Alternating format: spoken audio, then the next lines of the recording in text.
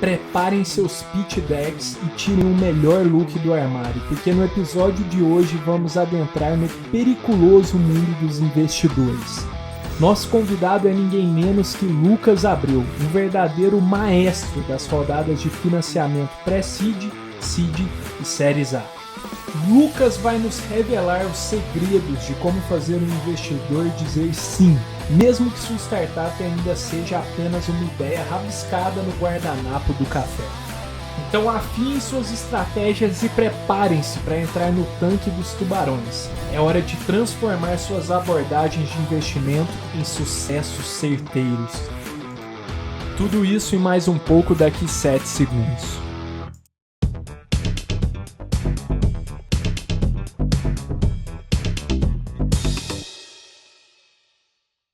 Fala turma, sejam muito bem-vindos ao Pode Sonhar, o podcast que é o melhor investimento que você pode fazer como um jovem empreendedor.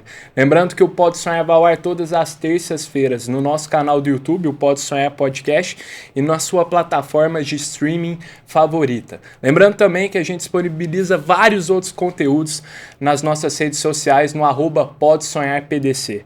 Eu sou o Miguel, estudante de empreendedorismo da Link School of Business, e hoje, turma, estamos aqui com um convidado mega especial, o Lucas Abreu, que é um tech investor com forte background em rodadas de financiamento, pré-seed, seed, Series A, e ele também é idealizador do The Next Big Thing Latam, uma newsletter que consolida um relatório apresentando quais as maiores tendências de 2024 no mundo dos negócios na América Latina. Lucas, muito obrigado por ter aceitado o convite de estar aqui conosco, um prazerzaço te receber, velho. Fala, Miguel, obrigado pelo convite, feliz de estar aqui. Vamos que vamos, Lucas, cara. E hoje, turma, aqui, ó, pra vocês, a gente sequestrou, no bom sentido aqui da palavra, um investidor, cara, um cara que passou por um bom período num dos maiores fundos de VC, de Venture Capital aqui do Brasil.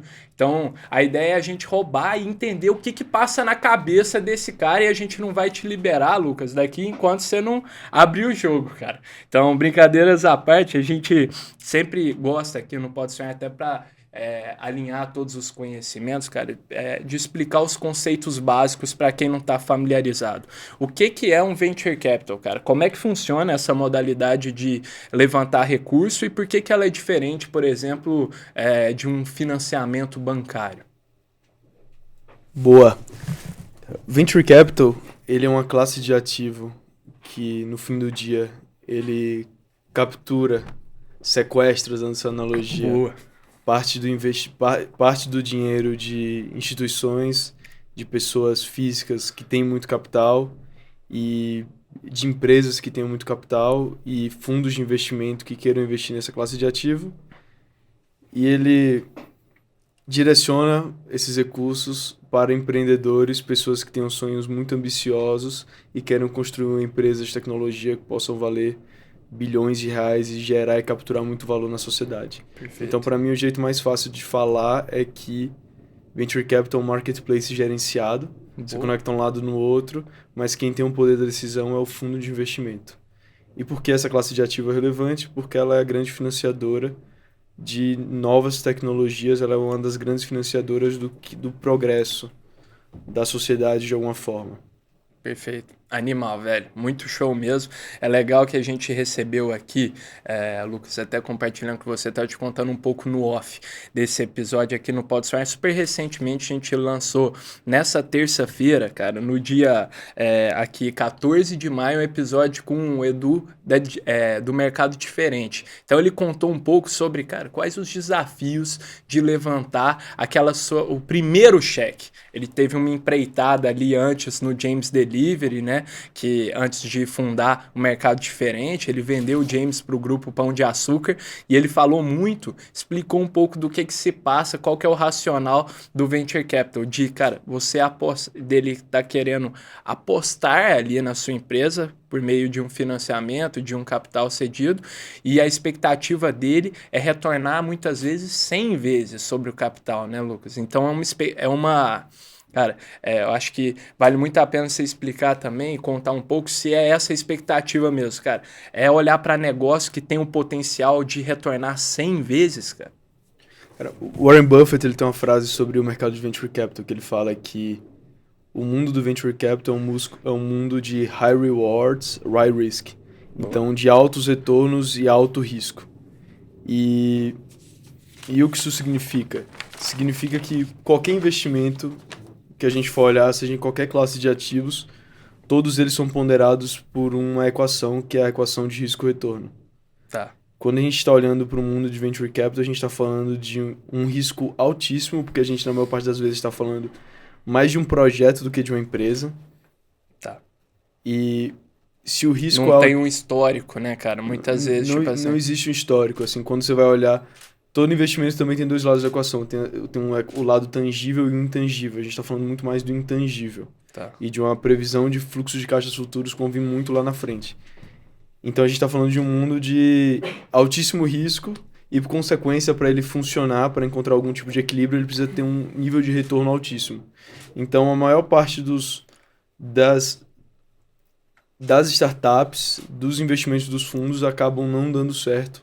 Certo. Isso faz parte do jogo, porque o retorno está concentrado justamente naquelas poucas que vão dar certo, mas quando dão certo, elas têm que dar muito, muito, muito certo. Perfeito. Então, o racional de um VC funciona muito mais da perspectiva de que, na pequena chance dessa empresa, dessa startup dar certo, ela pode dar muito certo, ou seja, ela pode ter uma captura e uma geração de valor na casa, cara, do R$ 1 bilhão.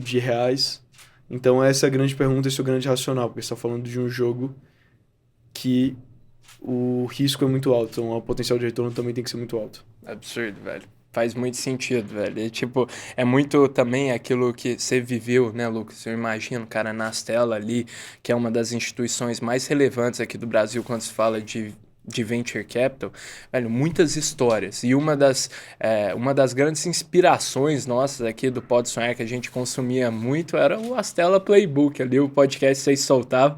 E eu lembro de várias das vezes que eles entrevistaram outros investidores, assim, que também são tech investors, eles sempre faziam uma pergunta que é muito interessante, que se conecta com o que você está falando, que é o tal do anti-portfólio, né, Lucas? Pô, que iniciativas que passaram por você, pô, que empresas que passaram ali diante de você, que você teve a oportunidade de investir e não investiu, né? Porque eu acho que por que isso é tão relevante para um VC? Porque acho que é muito do que você pôde trazer aqui para nós, cara. Você teve a oportunidade de investir na exceção de um cara que promete, teve a capacidade de multiplicar e faturar bilhões, essa é uma oportunidade que não passa toda hora na sua frente, né, Lucas? Total. Cara, diante do portfólio, acho que tem alguns casos interessantes. Obviamente eu não vou citar nominalmente Claro. quais são as empresas, mas teve alguns que valem mencionar. Boa. E qual é a grande dificuldade eu sinto quando você está avaliando o investimento? Primeiro, que a gente vai ver muitos pontos falhos. Por quê? Porque a gente está falando de uma empresa que está no estágio muito inicial. Então, se a gente for olhar na perspectiva de time ou de fundadores, provavelmente talvez você vai ter um problema ou outro. Se você for olhar da perspectiva de mercado, provavelmente vai ter algo que você pode enxergar que não seja o adequado. Se for olhar a concorrência, se for olhar os processos dentro, a máquina de vendas, Perfeito. o preço da rodada. Então, sempre que você quiser ancorar em algo que seja mais negativo, é fácil de achar. Mas qual o grande ponto do Venture Capital é buscar aquilo que realmente é excepcional, que é fora da caixa, provavelmente vai ser uma ou duas variáveis. Perfeito. E isso pode ser um empreendedor, pode ser um mercado, pode ser um produto único. Então, tem dois casos que eu me recordo aqui, que me vieram na cabeça. Boa. Um era uma empresa no segmento de Creators Economy, que estava fazendo algo muito incrível, mas acima de tudo tinha um founder que parecia uma dessas pessoas que são inevitáveis, que vai fazer algo muito grandioso. Perfeito. Em termos de tese, ainda tinha dúvidas em diversos aspectos, ainda tinham Muitas empresas tentaram seguir um caminho parecido e não deram certo, tanto no Brasil quanto fora. Tá. Mas simplesmente o founder era uma força implacável e infelizmente não fiz esse investimento. E a empresa, acho que ainda está, dado que foi recente, está longe de dizer que a empresa já foi um sucesso, mas sem dúvida é uma empresa que eu queria estar mais perto. Perfeito. Outro caso é também envolve um grupo de fundadores hiper mega experiente, com uma trajetória muito vasta no setor de saúde, com a tese muito alinhada com a fronteira da inovação desse setor, que é você justamente poder usar formas de prevenir doenças, isso é relacionado a planos de saúde, a corretagem de seguros, enfim. E também uma oportunidade que acabei não investindo, em que hoje faz Perfeito. parte do meu portfólio negativo pessoal. Mais uma vez, eu acho que, acima de tudo, tinha um time fundador muito, muito bom. Boa. Que, mesmo se eles não encontrassem o caminho que eles estavam se propondo naquele momento, eles provavelmente iriam pivotar E e, encontrar algo ali grande pra ser feito, né, sim, velho? como eles estão encontrando. Boa, legal demais, cara. Eu acho que você já passou aqui por alguns dos atributos que são essenciais, que, velho, essa é a nossa principal preocupação aqui, trazer esses aprendizados para os jovens que estão empreendendo, estão, cara, querendo levantar um dinheiro. Então, se passou, cara, um produto muito bom, o time, cara, excepcional, com experiência e profundidade no entendimento do problema que eles solucionam e até também o tamanho do mercado. São algumas das possibilidades que vocês olham ali. Cara, que outros elementos, assim, até, Lucas, tendo vivido esse ecossistema por muito tempo, cara, tendo oportunidade de investir em várias iniciativas, cara, que você acha que são menos óbvias, assim, menos, cara, comumente ditas aí, que você diria que, cara, isso aqui eu sempre olho, é um indicador de um baita diferencial aqui. Só um passo atrás, Perfeito. cada investidor tem um tipo de olhar diferente. Eu acho que a gente pode falar de alguns padrões, mas cada um vai ter algum tipo de olhar diferente sobre as oportunidades. Boa. Um aspecto que você não mencionou, que eu sinto que é muito relevante na análise de qualquer fundo, é a questão da tendência. Então, imagine que para essa empresa fizer sentido no portfólio de um fundo de VC, essa empresa provavelmente vai ter que, para ser um dos grandes retornos do fundo, essa empresa vai ter que valer talvez perto de R$ 1 bilhão, ou Uhum. seja, considerando que um múltiplo de receita vai ser 5 vezes, a empresa vai ter que faturar R$ 200 milhões, algo nessa linha, R$ 100 milhões, 150. Se você pegar um projeto desse em 8 anos, você vai ter uma taxa de crescimento média talvez na casa de 300%. Cara, para Cara, atingir tamanha magnitude de taxa de crescimento durante 8 anos, provavelmente além de ter um time fundador incrível, além de ter líderes muito preparados, além de ter um produto muito bom, você precisa de um mercado que também te empurre, né? Então, é, perfeito. então você precisa de uma onda que seja muito grande por trás. Então, se a gente olhar o mundo de hoje, quais são as grandes ondas que estão acontecendo? Tem diversas, mas se a gente for olhar em termos de tecnologia, tá todo mundo falando sobre inteligência artificial. Tá. Essa é uma onda que é muito relevante em diversos aspectos, mas é uma onda que ajuda a criar produtos mais poderosos, que as pessoas estão dispostas a consumir, dado o poder delas. Se a gente for olhar para outras ondas, então se a gente olhar a onda da Climate Tech. Então, a gente está no Boa. momento atual que a gente está vivendo um pouco da repercussão do câmbio climático que está acontecendo no mundo cem por e do cento aumento exponencial de desastres climáticos.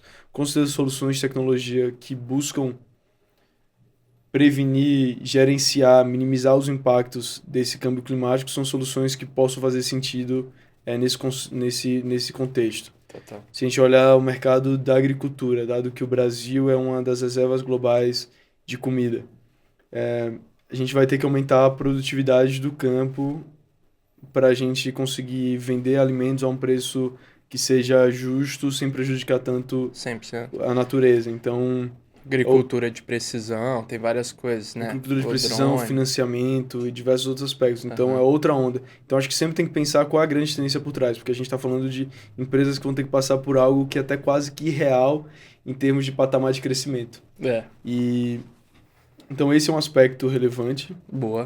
A gente falou um pouco de produto. Eu acho que só dando um double down sobre o time de fundadores, Vai que vai. eu sinto que no time de fundadores é muito importante entender quais são a complementariedade desse time. Então, se as pessoas, além de perfis psicológicos diferentes, essas pessoas também têm perfis técnicos de experiências diferentes. Então, você talvez ter duas pessoas, um time fundador de 3 pessoas. Você ter 3 pessoas que vieram da mesma escola, da mesma faculdade, isso vai trazer uma falta de complementaridade de habilidades. 100%. E um Então, viés até parecido, assim, né, cara? Tipo, pra tomar decisões, todos os três tiveram experiências muito semelhantes, né? exato. Então, Total. outro ponto que é muito relevante, a capacidade de atrair talentos. Então, no fim do dia, a empresa é um resultado direto dos talentos que estão ali dentro. Então, tem um termo que os VCs usam muito, que é esse fundador é magnético em termos de talento, então ele consegue atrair gente muito boa para trabalhar com eles. Caramba, velho. Então, Faz muito tem sentido. até um dos melhores VCs da região que ele fala que você avalia muito o time pelas 5 primeiras contratações. Eu gosto de usar um pouco dessa analogia de que você consegue ver muito se essa pessoa ela consegue se destacar muito em contratação de talento a partir das 5 primeiras pessoas que ela traz. Caramba, faz Então, eu muito acho essa sentido. uma dica interessante E é meio etéreo, né, Lucas? Tipo assim, em termos de, cara, né? Tipo, esse aspecto de ser magnético. Uma pessoa consegue, cara, vender um sonho, né? Porque, de fato, ali no começo, a pessoa, o que ela tem é a energia de contar a história, cara, o que ela sonha em construir no futuro. E, velho, vários dos empreendedores que eu vejo aqui no Pode Sonhar, dos que mais, cara, conseguiram captar recursos tem essa característica. Eu nunca tinha, cara, sa- eu nunca tinha ouvido que isso era um critério até de escolha. um dos aspectos, esse aqui quem fala é Tom Tungus, que é um dos principais VCs do mundo, ele fala que um aspecto que ele mais olha é que se o founder também é vendedor. Porque Boa. no fim do dia, o fundador ele vai ter que vender para os talentos que ele quer contratar, ele vai ter que vender para os clientes que ele precisa trazer para a plataforma, ele precisa apostar muitas vezes no produto que ainda não está pronto. E por fim, ele precisa vender para os investidores a todo momento para conseguir levantar dinheiro para injetar. Então, essa questão do fundador-vendedor é algo muito relevante Tá. e eu sinto também que é um dos principais aspectos. Massa, massa, velho. Sem dúvidas, velho. Isso, cara, os melhores empreendedores estão vendendo o tempo todo, né, cara? Não só os seus produtos e serviços, mas a ideia, a concepção, a visão para o time, né? Um cara que entende muito bem o público-alvo. Acho que essa é outra dica que o Edu da Diferente trouxe aqui para nós, velho. Conheça a tese do VC que você vai falar, mas muito a fundo. Conheça o que ele valoriza, sabe? Conheça a pessoa que está ali por trás e adapte ali o seu pitch para esse cara, para essa pessoa, porque ela tem necessidades, desejos, ambições completamente diferentes, né? Então, acho que essa característica de venda é muito, muito, muito importante nos fundadores. E algo que me chama muita atenção também, Lucas, é por mais que, cara, você falou algumas das características aqui que são essenciais para os empreendedores, cara, desenvolverem na hora de atrair um VC.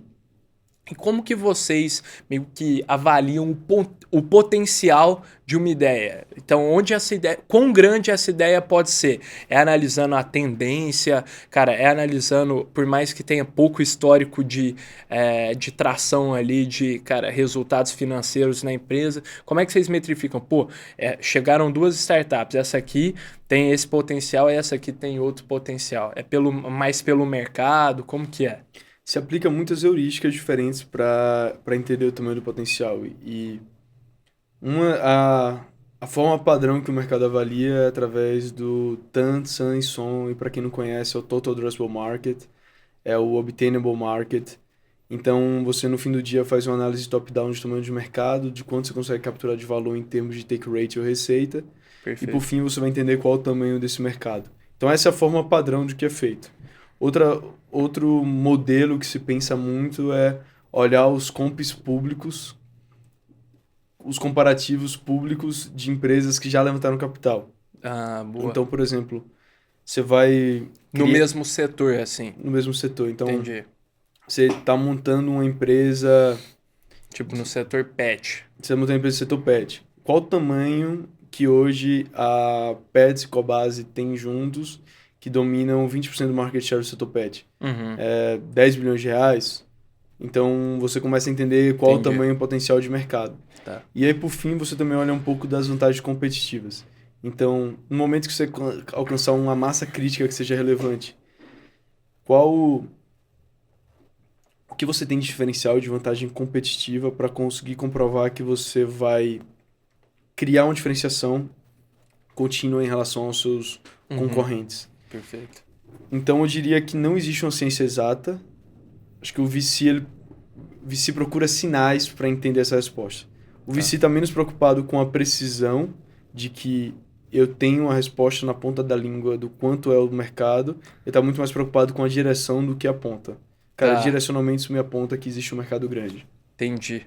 Nossa, legal isso, né? Que às vezes é muito mais sobre você dar evidências da direção que você tá caminhando do que, cara, tentar prever na vírgula, assim, porque a certeza é que vai errar, né, Lucas? Eu acho que você deve ter visto muitas iniciativas aí também, avaliado inúmeras previsões, cara, de que, cara, não foram condizentes, assim, com a realidade, porque, cara, no plano, assim, quando você vai apresentar, tudo tá, cara, exposto à mudança, né? Essa é uma certeza que até os VCs têm, como você falou, cara, independente da solução que está agora, o time fundador é capacitado para, se for o caso de mudar, conseguirem executar. Eu imagino também o que você viu desde pô, as primeiras iniciativas ali que você viu serem investidas, você investiu, você viu muitas delas terem sucesso, terem um crescimento, muitas dessas também falharem,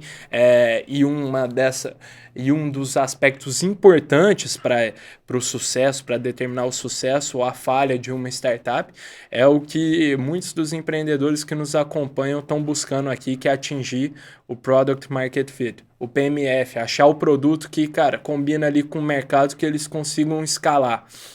Você tem alguma dica, cara, que você vê, cara, para os empreendedores que conseguiram achar esse PMF, o que eles fizeram, alguma atitude diferente, alguma ação, comportamento que você vê que é essencial para esses empreendedores conseguirem implementar, cara? Cara, tem. O Michael Moritz é uma das maiores referências do mercado de VC da história. Ele é da Sequoia.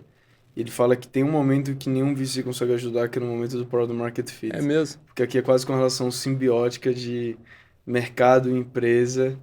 E é um momento, de fato, que parece até meio mágico, né? Pô, você atingiu o Product Market Fit. E você concorda com ele, assim, quando Eu, ele eu, diz... eu, eu sinto que sim. Eu sinto que um Product Market Fit, de fato, é um momento que é onde seu produto está sendo posto à prova. Eu acho que tem vários caminhos e dicas que podem se seguir, Boa. mas... E, e, eu, e aí tem alguns frameworks para se pensar em Product Market Fit. Então, Product Market Fit ele é muito vinculado à retenção. Então, se a Perfeito. gente vê, no fim do dia, o que é Product Market Fit? Product Market Fit, ele comprova a capacidade, que o seu produto tem um mercado de pessoas que estão dispostas não só a consumir, como a pagar por ele.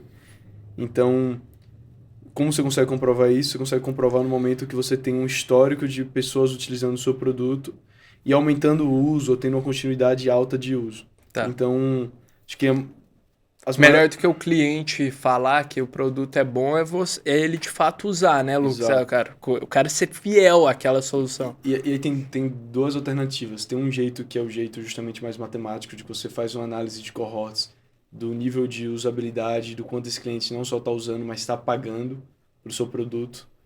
E o segundo também um caminho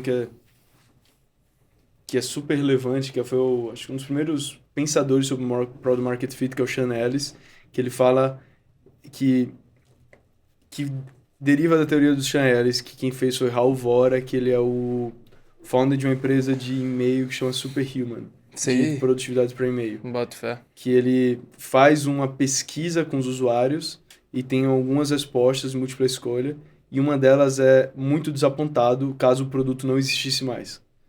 E Hum, eu esqueci qual é a taxa base, eu acho que é 40%. Então ele mostra que se acima de 40% das pessoas que estão usando o seu produto ficassem muito desapontadas, se o seu produto não existisse mais, significa que você encontrou o Product Market Fit. Então, no caso da Pode Sonhar, é, você mandar para os seus assinantes mais fiéis, se acima de 40% ficasse muito desapontado que isso aqui não existisse mais, então acho que tem um é um indício de que você tem um indício. Product Market Fit. Entendi. Legal, velho. Olha cara, estatística, assim, um modo de metrificar isso interessante, né, velho? Porque se a pessoa responde isso, é porque ela, de certa forma, inseriu esse produto ou serviço, a solução no dia a dia dela. Isso implicaria até, cara, é, numa piora do dia a Uhum. dia da pessoa, né? Pô, ficaria muito desapontado se não existisse. Ela passa a depender, de certa forma, da solução, né? Sim. Legal, velho. Bacana demais. E eu acho que até que seria muito bacana, muito do VC, que é, cara, os programas de televisão, a mídia criou, se resume, a impressão das pessoas se resume muito ao momento do pitch. Cara, o empreendedor diante dos investidores e aquele momento que ele apresenta a sua ideia, né? Eu acho que, pô, os filmes mostram isso, Shark Tank mostra muito isso, mas existe muito trabalho que vocês, que são investidores dessa classe de ativos, fazem antes e depois desse momento do pitch. Tá muito distante de se resumir a isso. Mas esse certamente é um dos momentos que os empreendedores mais têm que se preparar, cara, para estar ali diante da oportunidade de expor sua ideia para um investidor. Você já deve ter ouvido centenas, se não milhares de pitches, Lucas. O que você acha, cara, que são algumas dicas que você teria que um bom pitch tem, que os bons empreendedores fazem, pitches inteligentes usam na hora de contar a sua história? Cara, Existem mil maneiras de fazer um bom pitch. Eu acho que qualquer bom pitch tem que representar de alguma forma, tem que representar a autenticidade e o sonho grande do empreendedor. Tá. Então essa é a premissa base. Então tem que soar natural e tem que ser de fato uma extensão desse sonho, dessa visão desse sonho grande que o empreendedor tem. Todo bom pitch vai ter uma descrição muito clara sobre por que existe o problema e por que essa solução é adequada. Uhum. Todo pitch excepcional tem uma descrição clara por que essa empresa está fazendo algo diferente no mercado. Então, qual é o aspecto que diferencia ela das outras soluções que já surgiram e que provavelmente estão acontecendo no mesmo momento. Então, precisa ter uma explicação clara por que essa empresa é o winner. E quando eu falo explicação clara, não é que precisa estar no pitch, mas nem que seja falado. Tá. Todo bom pitch vai ter algo... Todo bom pitch precisa ter algo vinculado ao time. Então, principalmente aos fundadores, quem são essas pessoas. Perfeito. E todo bom pitch, e aí depende do estágio que tá, ele explica por que isso é uma tendência histórica que é relevante e por que pode ficar muito grande. Boa. Então, eu sinto que é muito mais sobre vender o potencial upside se essa empresa der muito certo do que qualquer outra coisa. Perfeito. Saquei. Por exemplo, Legal. pensa que tem duas empresas iguais. Uma empresa já tem faturamento, tá break-evada, Boa. e tem um pitch muito pé no chão sobre o futuro dela, mas uma empresa boa. Aqui tem uma empresa que é uma empresa de PowerPoint, que talvez esteja queimando dinheiro hoje, mas tem um pitch que vende o sonho grande. Uhum. Qual o melhor dos dois pitches para um VC? Do sonho grande. Do sonho grande sempre. Sempre? Então, porque para essa classe de ativos, que representa 2% do que é o investimento em tecnologia, tem várias outras modalidades, é tudo sobre o potencial de retorno que você vai ter no futuro. Perfeito. É o capital de risco, cara, na veia, né? Por mais que uma esteja break-evada ali, o potencial é que realmente atrai e brilha o olho dos investidores, cara. Interessante. Legal isso. E seria muito legal também, Lucas, você ouviu, cara, novamente, inúmeras histórias, assim, pitches, velho. E eu acho que a gente conversou um pouco no off sobre o diferencial de saber, cara, contar uma história no pitch, montar uma narrativa que seja engajante, assim, que, cara, contagie o investidor. O que você vê que são aspectos, cara, importantes para o empreendedor se atentar na hora de construir essa história e o quão relevante ela é também na hora de, cara, captar recursos?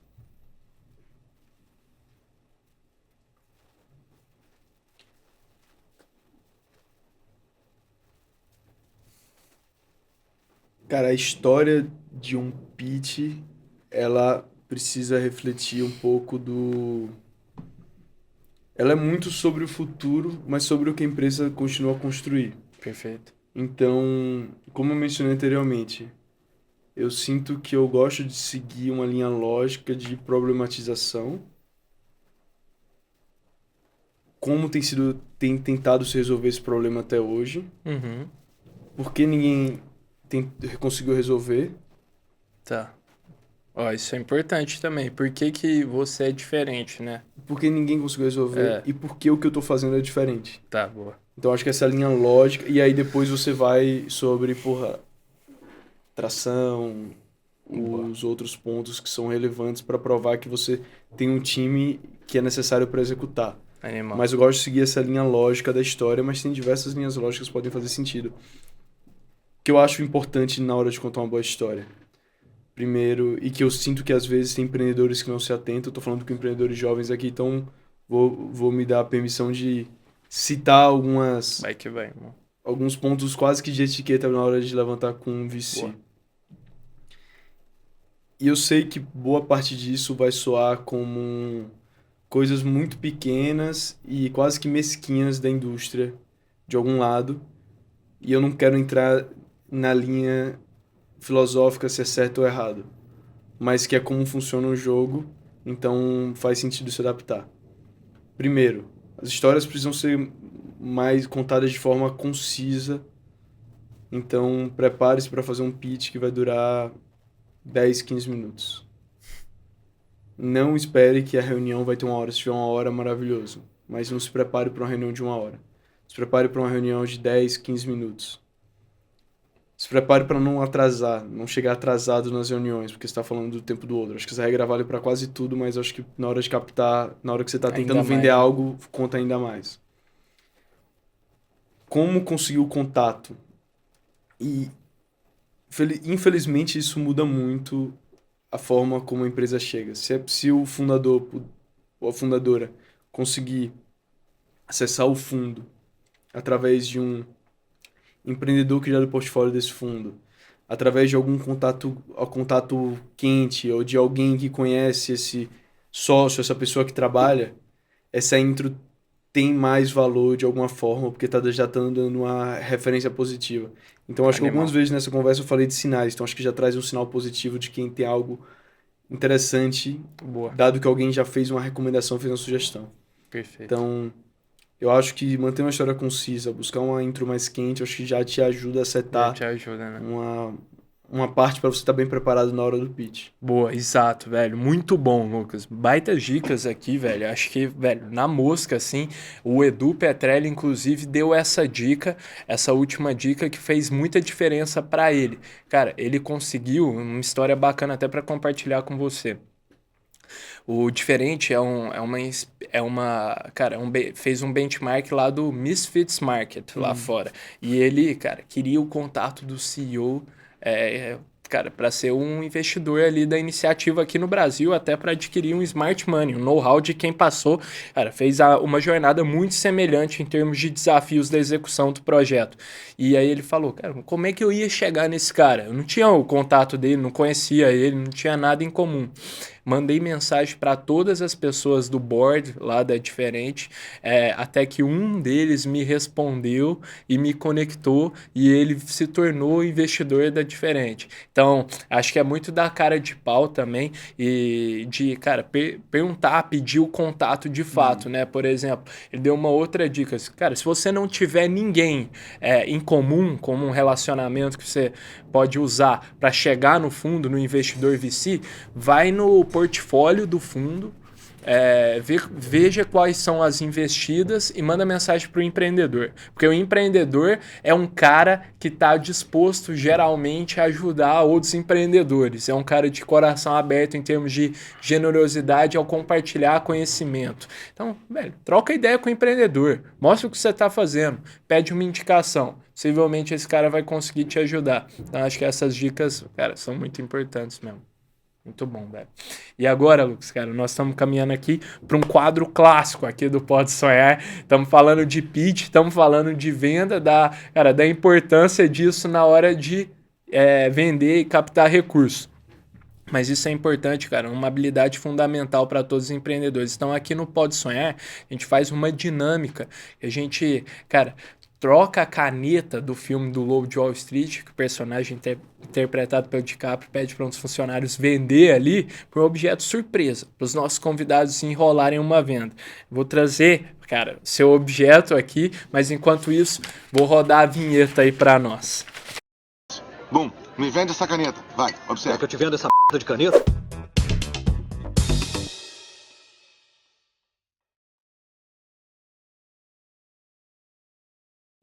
Boa, boa, Lucas. Agora, cara, feito o suspense aqui, cara, o objeto da vez cara, você é uma startup, o vendedor de uma startup tem que vender de uma maneira inovadora uma colher de pau, cara. E eu sou aqui na verdade, ó, melhor ainda, você é uma startup que seu produto é uma colher de pau e eu sou um investidor VC. Então você tem que fazer uma venda não transacional, mas uma venda de captação de recursos. Pode ser? Fechado. Fechou? Eu vou te dar um tempinho para pensar. Enquanto isso, cara, eu vou dando um recado para a turma que nos assiste aqui, para as marcas que queiram levar, cara, conhecimento para jovens empreendedores, se conectar com essa audiência. Cara, a gente vai ficar muito contente em conversar com vocês, em se associar a vocês. Na descrição desse episódio aí tem nosso e-mail, um formulário também para a gente entrar em contato, se conectar. Fechou? Tamo junto demais. Vamos que vamos? Vamos que vamos. Fechou, velho. Vai que vai. Desde quando a gente, como humanidade, cozinha? Nossa. É antigo, Desde né? sempre. Desde sempre. É antigo. E é impressionante como, de alguma forma, o alimento que chega até a nossa mesa, os equipamentos que a gente usa na cozinha, vários deles se revolucionaram. Então, a partir do momento que a gente domou o fogo, até hoje teve várias mudanças.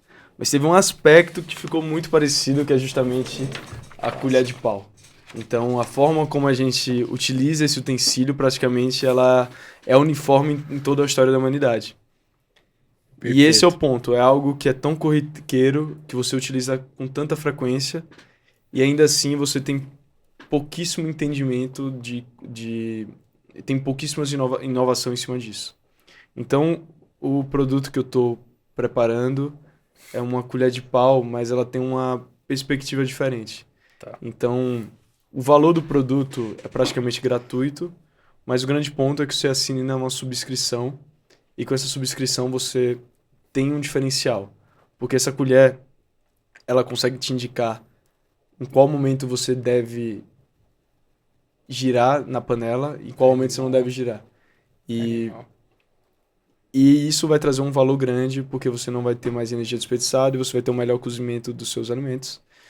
E com isso a gente está partindo para um mundo que vai para a subscrição. Perfeito. Receita recorrente, né, velho? Receita recorrente, que vai gerar um valor. E esse é o meu pitch Boa, sobre a revolução da colher de pau. Mandou bem, velho. Mandou bem demais, velho. Mercado gigante, né, velho? Todo mundo precisa. Seu addressable market são Absurdo. 7 milhões de pessoas. Todo mundo, cara, tem que ter em casa uma colher de pau. E ela ainda facilita o processo de cozinhar, que é a dor da galera aí, né, velho? E ainda mais com toda a revolução que a gente está vendo, né? Esse pitch não daria certo 10 anos atrás. Por quê? Porque os sensores eram super complexos, eram super caros. Hoje a gente tem tecnologia disponível. Perfeito. Então tem o timing aí também. Tem um timing. Tem um momento. Então acho que chegou o momento de revolucionar essa indústria. Muito bom, velho. Eu tenho que investir nessa. Não tem dinheiro, velho. Tem que buscar aí com os LPs, Faz o velho. Media for Equity. Boa, Media for Equity é resenha. Boa. Show de bola, Lucas. Muito bom, velho. Mandou bem. A gente até repassa esse desafio pra audiência, cara. Então, vocês acham que consegue fazer um pitch aqui melhor que o Lucas? Mandem pra gente na DM do Instagram lá. A gente vai ler a melhor resposta aqui no episódio adiante, Lucas. Depois eu te mando também, cara. Pra você dar um feedback aí. Boa. Você ver se investiria. Ainda mais você que tem o olhar mais criterioso pra isso, cara. Boa, velho. E aqui, Lucas, agora a gente já tá caminhando aqui pro finalzinho do nosso episódio. Seria muito valioso, cara, você contar um pouco do que são algumas das red flags, assim, de coisas que os empreendedores às vezes apresentam na hora do pitch ou antes disso, que você fala, cara, isso aqui é algo que eu devo ficar atento, quem sabe essa seja um indicativo, igual você falou, algo que aponta a direção de não se provar tanto como uma ideia potencial absurda. Até, eu acho que muito na perspectiva dos empreendedores que estão nos ouvindo, falar, pô, será que eu estou executando minha ideia da maneira correta? Será que minha ideia, da maneira que eu estou fazendo, tem esse potencial? Sabe? Algumas provocações nesse sentido.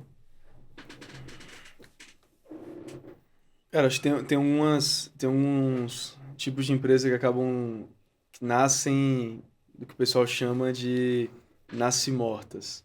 É. Então ela já nasce fadadas ao É fracasso, mesmo?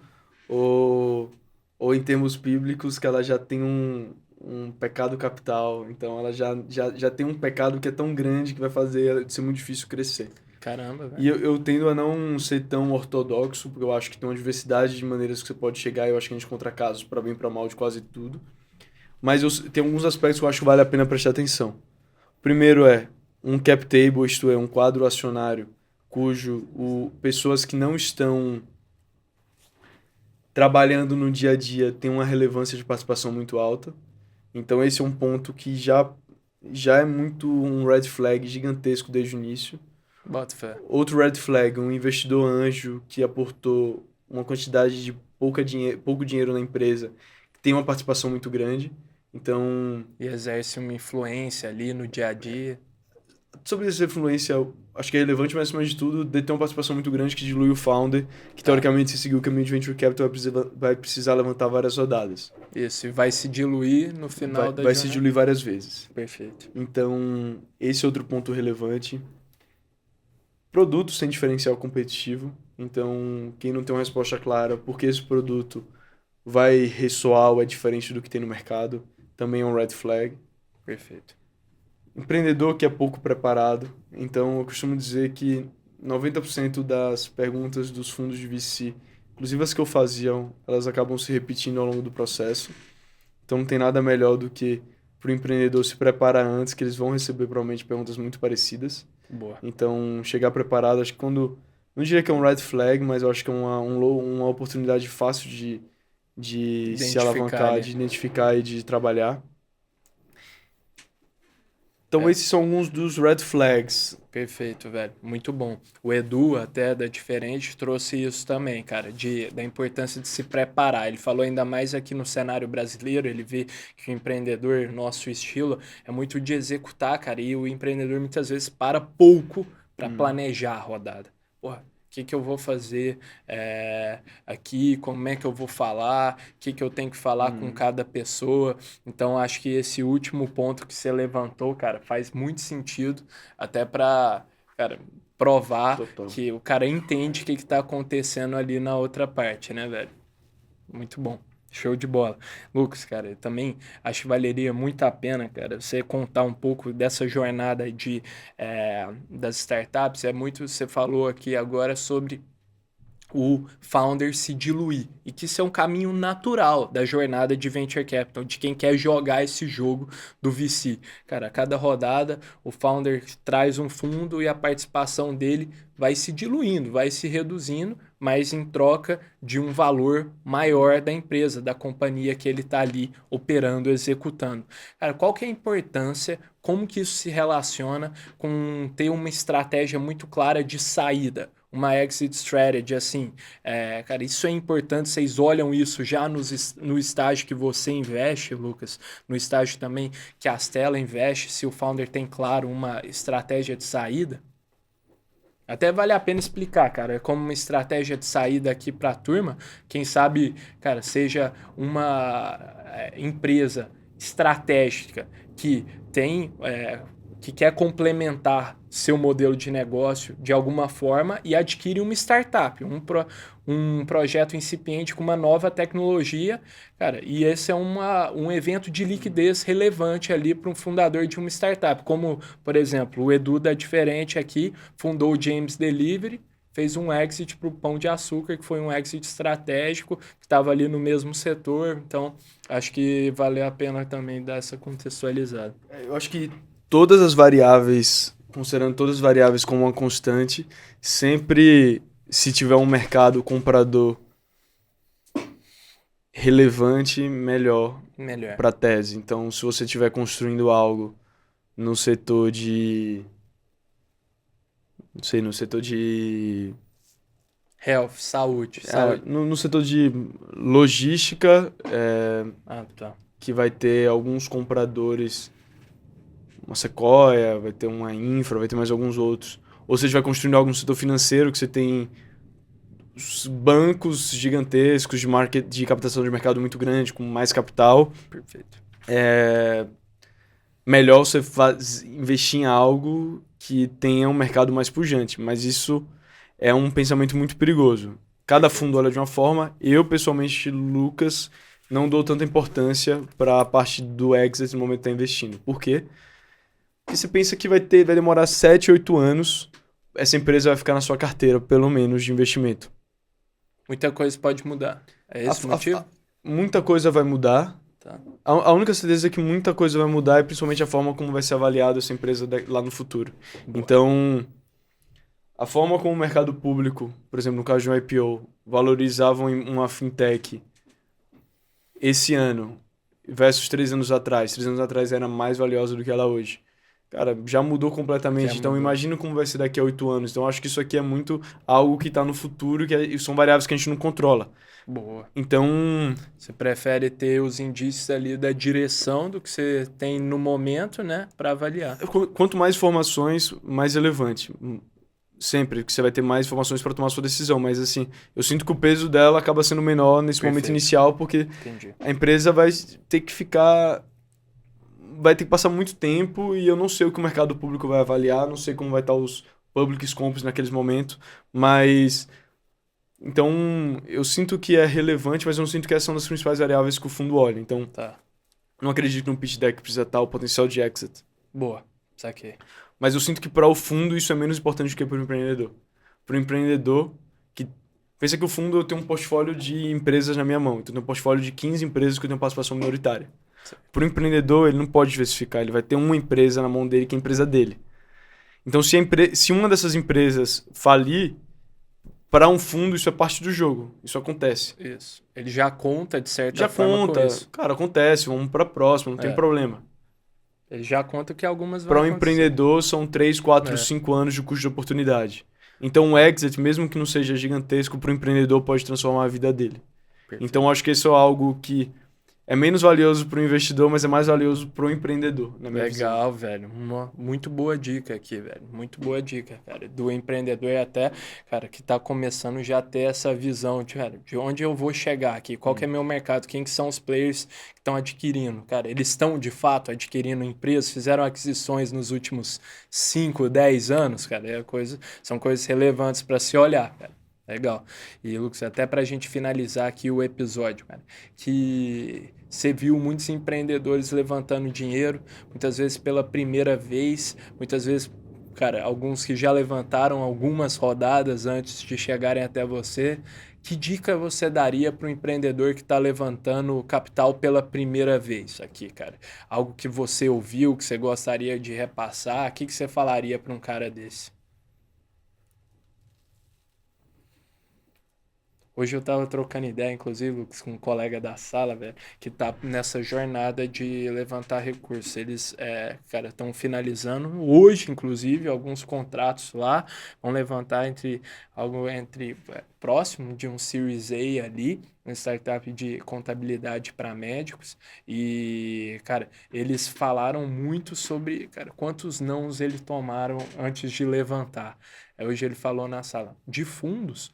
Pelo menos uns 50. Não, lembrei disso agora porque, cara, o Edu da Diferente falou, aceite os nãos, vão acontecer demais, o empreendedor vai se questionar, né, o tempo todo, cara, se tá fazendo a coisa certa, porque são pessoas inteligentes, estão ali avaliando, muito inteligentes. Então, cara, essa dica de aceitar os não, você vê também que é parte do jogo, né, velho? Acho que a dica para quem fosse levantar a primeira rodada hoje, pela primeira vez, seria: entenda que isso é algo na PJ, não na PF. Boa. Então, levantar capital é muito duro. Então, eu tive ao lado de muitos empreendedores que levantaram, em uma jornada que, como a gente estava conversando agora, isso vai levar muito mais nãos do que sims. Mas você tá a um sim de talvez mudar a realidade da sua empresa. Total. Então, eu acho que você precisa ser muito resiliente, entender que você só tá a um sim de mudar muita coisa no próximo ano e tentar enxergar o lado mais, vou falar positivo do não, mas tentar Boa. encarar de uma maneira construtiva, porque é perigoso encarar de uma maneira rancorosa os nãos que você vai levar. E até Então, pessoal, né?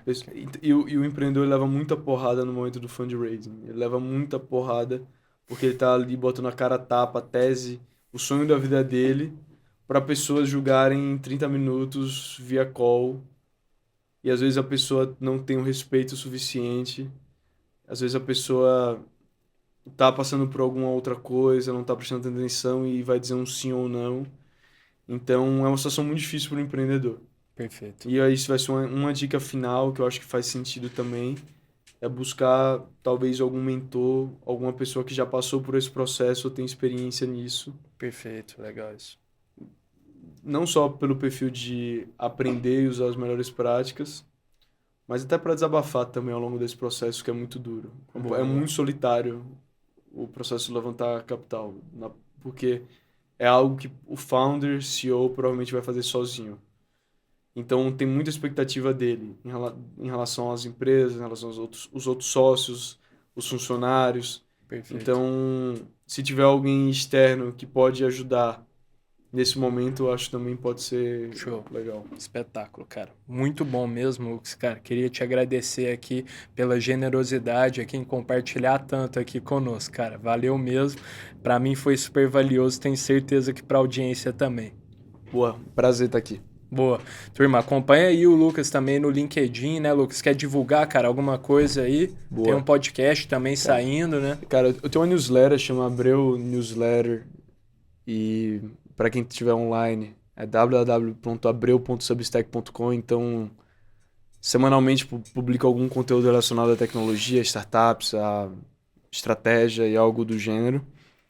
Também, provavelmente, no momento que esse podcast vai ser lançado, eu tô lançando o meu podcast, vai ser o Abreu Podcast. Boa. Então, acompanha também. E também no LinkedIn, Lucas Abreu. Enfim, sempre um prazer e sempre à disposição aí para os próximos. Boa, vamos junto, velho. Vai estar tudo aí na descrição também. Então, turma, muito obrigado para todo mundo que assistiu até aqui. Gratidão mesmo. Lembrando que Pode Sonhar vai ao ar todas as terças-feiras. Se você gostou desse episódio, não se esqueça de se inscrever nesse canal, curtir esse vídeo e, do mais importante, comentar aí embaixo o que você achou. Fechou? Vejo vocês na próxima e tamo junto.